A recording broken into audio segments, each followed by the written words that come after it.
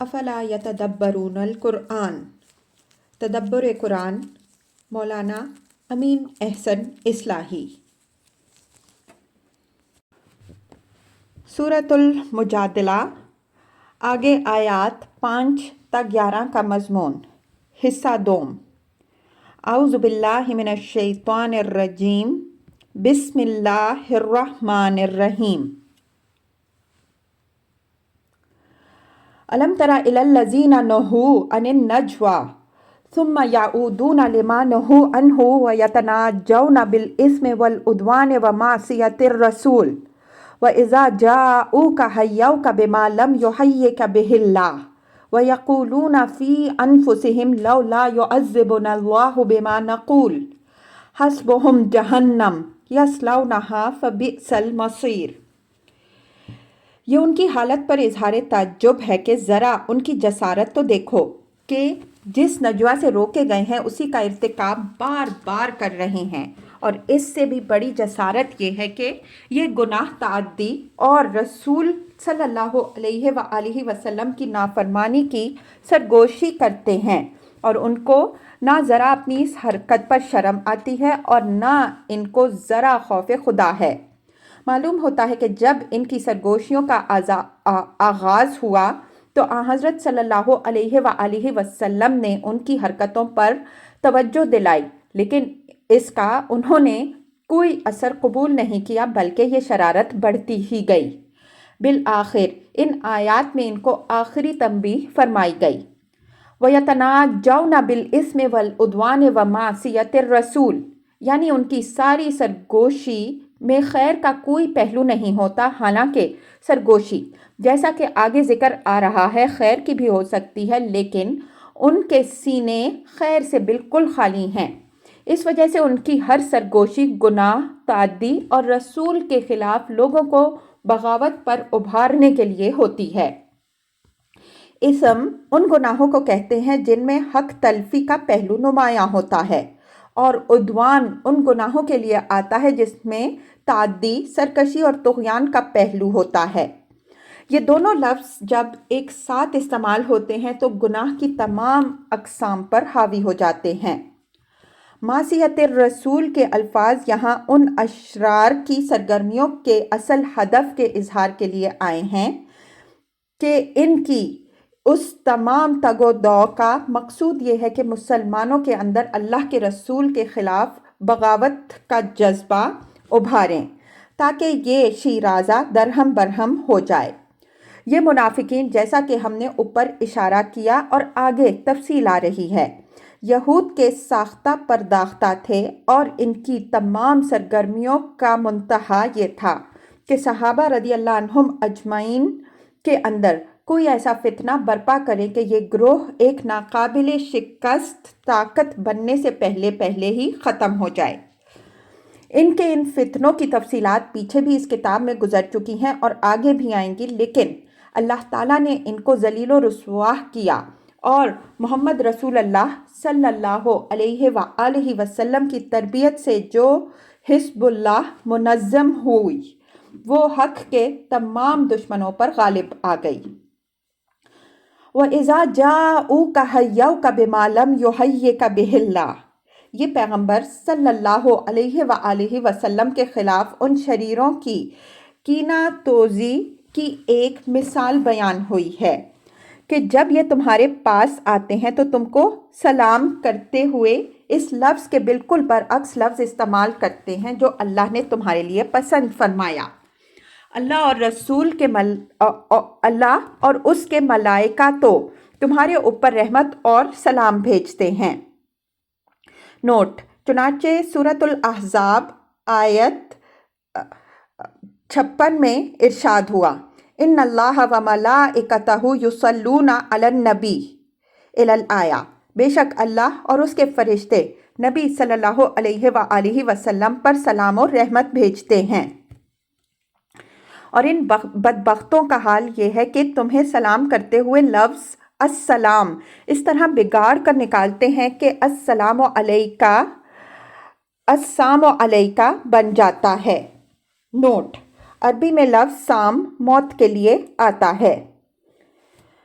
बिमा लम युहय्यिका बिहिल्लाह के अल्फाज से मकसूद उनकी शकावत को जाहिर करना है कि इन लोगों की बदबख्ती और महरूमी में क्या शक की गुंजाइश रही जो इस ज़ात अक़दस के लिए मौत की बद्दुआ करें जिस पर अल्लाह और उसके फरिश्ते दुरूद व सलाम भेजें।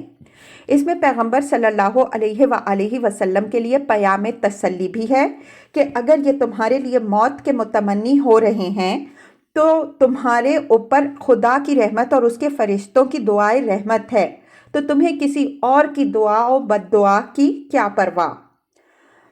यहूद और उनके एजेंट हज़रत सल्लल्लाहु अलैहि वसल्लम की तौहीन के लिए अपनी ज़बान तोड़ मड़ोड़ कर अल्फाज को जिस तरह बिगाड़ते थे, इसकी मिसालें सूरह बकरा की तफसीर में गुजर चुकी हैं। राइना और समिअना व अताना के तहत हम उनकी इस शरारत पर रोशनी डाल चुके हैं। नोट मुलाहिज़ा हो तदब्बुर कुरान जिल्द अव्वल। इसी किस्म का तसर्रुफ लफ्ज़ अस्सलाम में करके इसको वो अस्साम कर देते कि सुनने वाले को धोखा अस्सलामु अलैका का होता, हालांकि फिल हकीकत वो अस्सामु अलैका कहते। व यक़ूलून फ़ी अनफुसिहिम लौला युअज़्ज़िबुनल्लाहु बिमा नक़ूल। ये उनके मुगालते की तरफ इशारा है कि जिसके सबब से वो अपनी इन शरारतों में दलेर होते चले जा रहे थे। फरमाया कि उनकी इन शरारतों पर चूँकि फ़ौरन पकड़ नहीं हो रही है, इस वजह से ये समझते हैं कि रसूल की तकज़ीब व तज़हीक में ये बिल्कुल बजानिब हक़ हैं। उनका ख़याल है कि अगर ये अल्लाह के रसूल होते तो लाजिमन इन बातों पर हमारी पकड़ हो जाती, लेकिन जब इस तरह की कोई बात नहीं हो रही तो इसके माना ये है कि इनका दावा महज धौंस है। हस्बुहुम जहन्नम यस्लौनहा फबिअसल मसीर। फरमाया कि उनके लिए जहन्नुम ही काफ़ी है जिसमें वो लाजिमन पड़ेंगे और वो निहायत बुरा ठिकाना है। इसके होते इस दुनिया में अगर उन पर कोई अजाब ना भी आए तो इससे कुछ फ़र्क नहीं पड़ता, वही सारी कसर पूरी कर देने के लिए काफ़ी है। इन अशरार को इस दुनिया में भी अजाब की धमकी दी गई है, जैसा कि ऊपर आयत 5 में गुजर चुका है और आगे भी आ रहा है। लेकिन असल हकीकत यही है कि जब जहन्नम मौजूद है तो उसके होते दुनिया की पकड़ से कोई बच भी गया तो इसमें उसके लिए इत्मीनान का कोई पहलू नहीं है। ये अमर यहाँ मलहूज़ रहे कि इंसान की गफलत और सरकशी में सबसे ज़्यादा इजाफा उसके इसी मुगालते से होता है जो यहाँ मज़कूर हुआ। जब वो देखता है कि उसकी शरारतों पर इस दुनिया में कोई गिरफ्त नहीं हो रही है तो वो मुतमईन हो बैठता है कि उस पर कहीं भी और कभी भी गिरफ्त नहीं होगी, और मुल्ला जो डरावे सुनाते फिर रहे हैं ये महज उनकी धौंस है जिसकी कोई हकीकत नहीं। हालांकि ये महज इंसान की बेबसीरती है। अगर अमाल के नताइज फ़ौरन सामने आ जाने वाले होते तो किसकी मजाल थी कि वो नेकी के सिवा कभी बदी की जुर्रत कर सकता हो। फिर तो सभी साले और मुत्तकी बन के रहते। इस दुनिया का असल भेद तो यही है कि ये दारुल जज़ा नहीं बल्कि दारुल इम्तिहान है। दारुल जज़ा आगे है, वो इस कायनात की सबसे ज़्यादा वाज़ेह और अटल हकीकत है। अगर वो ना हो तो ये सारा आलम एक अंधेर नगरी और एक किसी खलंडरे का खेल बन के रह जाएगा। हालांकि इस आलम का खालिक कोई खलंडरा नहीं बल्कि वो बिलबदाहत एक अजीज़ व हकीम हस्ती है। या अय्युहल्लज़ीना आमनू इज़ा तनाजयतुम फ़ला ततनाजौ बिल इस्मि वल उद्वान व मासियतिर रसूल व तनाजौ बिल बिर्रि वत तक़वा वत्तकुल्लाहल्लज़ी इलैहि तुहशरून। ये मुसलमानों को हिदायत है कि नजवा बजाय खुद कोई बुरी चीज़ नहीं है। इज्तिमाई और माशरती ज़िंदगी में ऐसे मौक़े भी पेश आते हैं जब बाहम दिगर राजदाराना मशवरत की ज़रूरत पेश आती है। शूरा इज्तिमाई ज़िंदगी की असासात में से है और इसमें राजदारी की ज़रूरत भी पेश आ सकती है। अगर ये मशवरत नेकी, तकवा और इस्लाह ज़ातुल बैन के लिए है तो ये नजवा बाइस खैर व बरकत है, اور تم جب بھی کوئی رازدارانہ مشورت کرو تو کسی مقصد خیر ہی کے لیے کرو۔ البتہ وہ نجوہ شیطانی نجوہ ہے جو گناہ، تعدی اور معصیت رسول کے مقصد سے منافقین کرتے ہیں۔ اہل ایمان کو اس سے بچنا چاہیے اور اس اللہ سے ڈرتے رہنا چاہیے جس کے حضور میں سب اکٹھے کیے جائیں گے اور جو سب کے نجوہ سے اچھی طرح باخبر ہے، جیسا کہ اوپر بیان ہوا۔ انما النجوى من الشیطان لیحزن الذین آمنوا ولیس بضارهم شیئا الا باذن اللہ وعلی اللہ فلیتوکل المؤمنون۔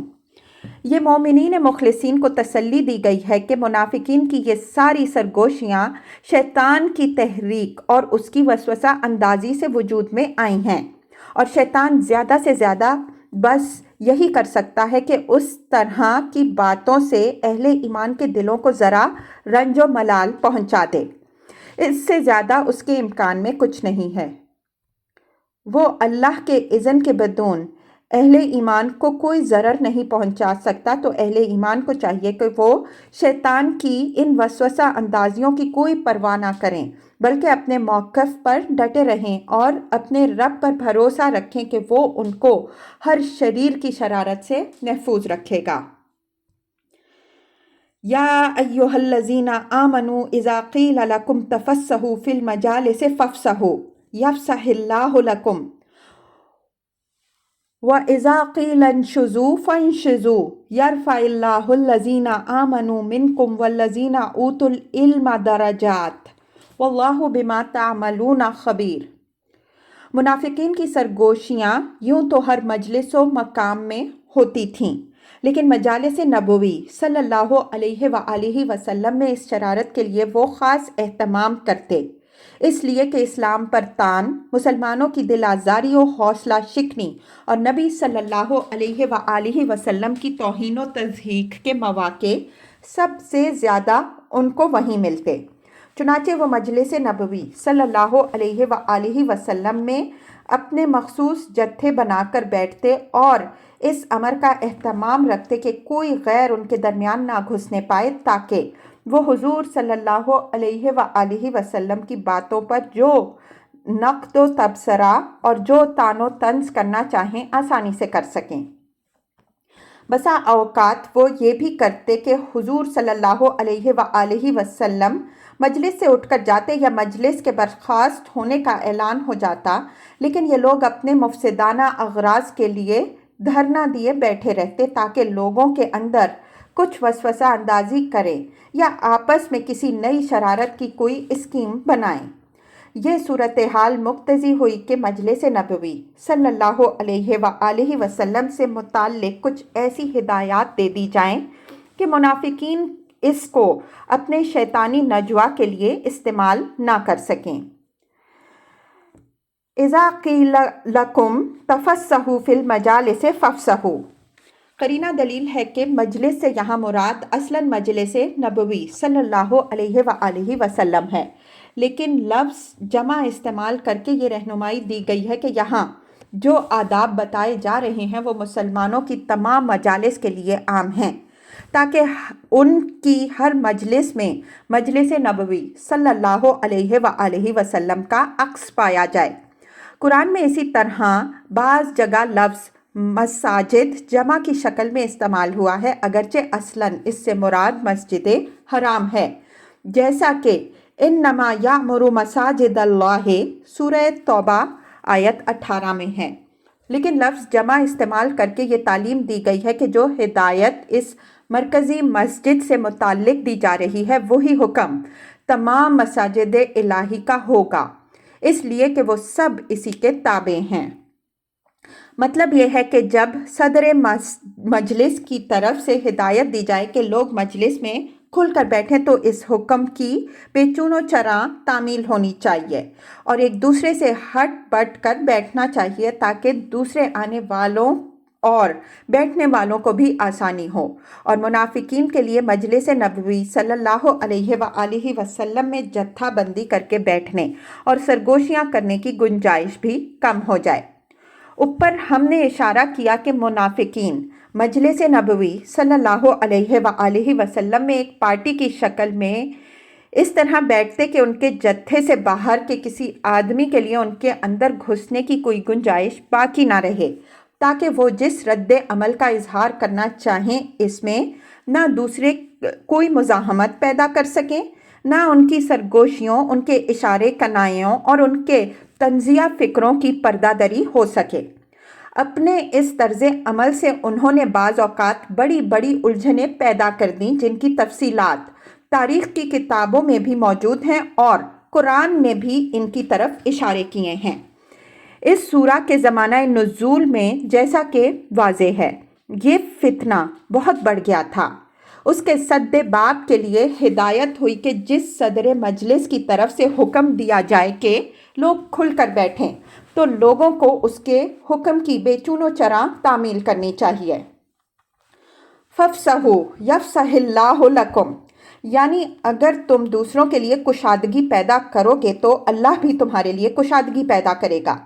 اگرچہ اس کا ظاہر مطلب یہی معلوم ہوتا ہے کہ اللہ تعالیٰ تمہارے لیے جنت میں کشادگی پیدا کرے گا، لیکن واقعہ یہ ہے کہ جو انسان اپنا سینہ دوسروں کے لیے کشادہ رکھتا ہے، اللہ تعالیٰ دوسروں کے سینے اس کے لیے اس دنیا میں بھی کشادہ کر دیتا ہے۔ آدمی کا ہر عمل ظاہری ہو یا باطنی، نیک ہو یا بد، اپنا ایک قدرتی اثر رکھتا ہے جس کا حقیقی ظہور تو آخرت ہی میں ہوگا، لیکن اس کے برگ و بار اس دنیا میں بھی دیکھے جاتے ہیں بشرطے کہ دیکھنے والی آنکھیں ہوں۔ وَإِذَا قِيلَ انشُزُوا فَانشُزُوا، یعنی اسی طرح صدر مجلس کی طرف سے اگر اٹھ کھڑے ہو جانے کا حکم دیا جائے تو اس کی بے چون و چراں بغیر کسی احساس کمتری کے تعمیل کی جائے۔ اس حکم کی نوعیت اجتماعی بھی ہو سکتی ہے، انفرادی بھی۔ مطلب یہ ہے کہ پوری مجلس برخاست کر دی جائے تو لوگ اس کو بھی بخوشی قبول کریں، یہ نہ خیال کریں کہ ہمارے وقت کی ناقدری کی گئی، ذاتی آرام کو جماعتی کام پر ترجیح دی گئی، ہمیں اظہار خیال کا موقع نہیں دیا گیا، اس بارے میں ہماری رائے نہیں لی گئی۔ اس طرح انفرادی طور پر بھی اگر کسی شخص کو ہدایت دی جائے کہ وہ مجلس میں اپنی جگہ سے اٹھ کر کسی دوسری جگہ بیٹھ جائے یا مجلس سے باہر چلا جائے یا اپنی جگہ کسی دوسرے کے لیے خالی کر دے تو وہ اس حکم کی بھی بغیر کسی نکیر کے تعمیل کرے۔ اجتماعی نظم زندگی کے احترام میں اگر وہ یہ کسر نفسی گوارا کرے گا تو اللہ تعالیٰ اس کے اس ایثار کو ذریعہ رفعت بنائے گا۔ فَانشُزُوا يَرْفَعِ اللَّهُ الَّذِينَ آمَنُوا مِنْكُمْ إِلَى الْآيَةِ، یہ بالکل مقابل ہے فَافْصَحُوا يَفْصَحِ اللَّهُ لَكُمْ کے، یعنی اس کھڑے ہونے میں بظاہر ذلت بھی ہو تو اللہ اس کو ان لوگوں کے لیے باعث عزت اور رافت بنائے گا جو تم میں سے اہل ایمان ہیں۔ یہاں الذین آمنوا منکم والذین اوتوا العلم درجات کے الفاظ بڑے معنی خیز ہیں۔ مطلب یہ ہے کہ تمہارے اندر جو منافقین گھسے ہوئے ہیں وہ تو اس قسم کے حکم پر بہت ناک بھون چڑھائیں گے کہ ان کی توہین ہوئی کہ ان کو اٹھا کر دوسروں کو ان کی جگہ دی گئی۔ ان میں سے بعض یہ بھی محسوس کریں گے کہ وہ با اعتبار علم و عمل فلاں اور فلاں سے فروتر تھے کہ ان کو ان کے اوپر ترجیح دی گئی، لیکن جو اہل ایمان و اصحاب علم خوش دلی سے اس حکم کی تعمیل کریں گے، اللہ تعالیٰ آخرت میں ان کے مدارج پر مدارج بلند کرے گا۔ واللہ بما تعملون خبیر، یہ ان اصحاب ایمان و علم کو تسلی دی گئی ہے کہ اللہ تعالیٰ تمہارے ہر عمل سے باخبر ہے۔ اس کو آگاہ ہونے کے لیے اس بات کی ضرورت نہیں کہ تمہاری خدمات کا اشتہار اخباروں میں چھپے تب ہی اس کے علم میں آئے۔ تم دین و ملت کے قیام اور نظم جماعت کے احترام کی خاطر جو ایثار بھی کرو گے اللہ اس سے باخبر ہے اور وہ اس کا بھرپور صلہ دے گا۔